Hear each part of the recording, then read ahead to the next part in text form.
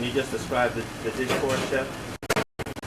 Okay, we have a jerk pork tender to the Caribbean. It is growing rapidly. So what I'm showing persons today is numerous ways we can use it. You know, the fillet is very small, so you can't just have it pan-seared. So we made mousselines, we made lionfish cakes, we do lionfish fritters. There's numerous ways you can do it.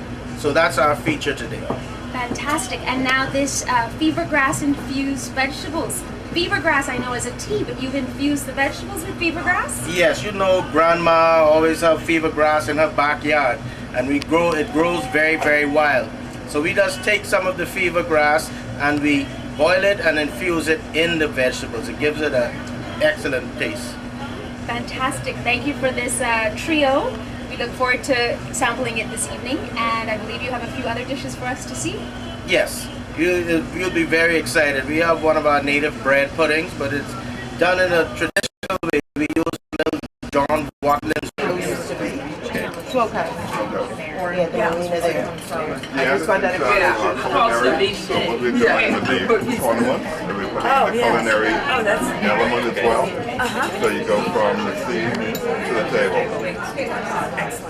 Farm to table, sea to table. I'll get you. I'll get all the information. Because that's very interesting. And then the tournament. The tournaments you said twice a year? Different people are doing different tournaments now. So this tournament is actually in conjunction. Good. Hey, Scott, is it good here, buddy? Let's go again. Are you looking at this? Good. One, two, gotcha. There you are. Hi, just come through. Dig in it. Dig in it. Dig in it. Come on. Excellent. Thank you. No? I'll help you. Yeah. Not a problem. Me, you look like you even eat once.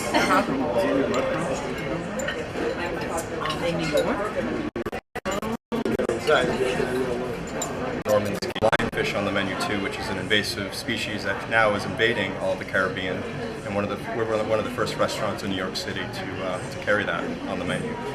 Now for Caribbean Week, I see that you have some Bahamian chefs here putting their flavor and their twist on the food. Talk about what that means to have them actually here for this week and the promotion that means for your restaurant. It's very important, and we're so happy to have them in town this week. It's just it's phenomenal how much press we've gotten the past few days. People calling the restaurant asking about the Bahamian chefs coming up, and also having a chance to have our cooks cook along them to see like what recipes they have and what kind of twists that we can do on our food to make our food a little bit more true Bahamian. Okay, now my favorite part of the restaurant, believe it or not, is the t-shirts that the servers are wearing. Yeah. Talk a little bit about that. So I picked the t-shirts up in Straw Market in Exuma, actually in Georgetown. So I thought that was a nice touch to have the employees wear authentic.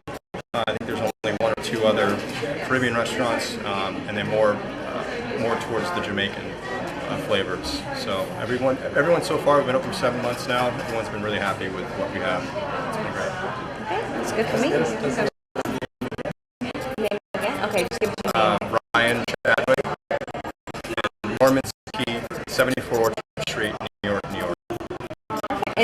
Yeah, I should probably redo the beginning because I sounded half retarded. No, we got you.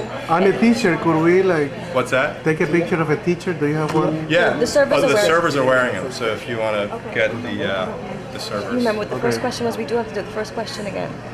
Oh, just talk about the idea behind the restaurant and why you decided to name it Norman Key. So the first 10 years ago, I lived down in Exuma, on the south side of Exuma, on a little island called Hummingbird Key. It's 230 acres. It's about 10 miles from Bosstown Dock, and I spent 2 entire winters there. And I actually had a chance to live on a very remote island. I did a lot of bush fixing, which is fixing broken boat motors to generators and everything else. But I also learned a few Bahamian flavors from the local chefs. They actually cook us dinner every night. We go out, we spearfish our dinner, we bring it home, and we cook it. So that's kind of what gave me the idea for Norman's Key. Okay, well, I actually thought of another question. It's kind of outside of the restaurant. Talk about your experience in the Bahamas and what left the biggest impression on you. The water. I mean, it's all about the water. I mean, there's, 300 colors or 3,000 shades of blue or something, that's what it is. But every time you go there, you feel just relaxed, and it's a beautiful scenery. And the people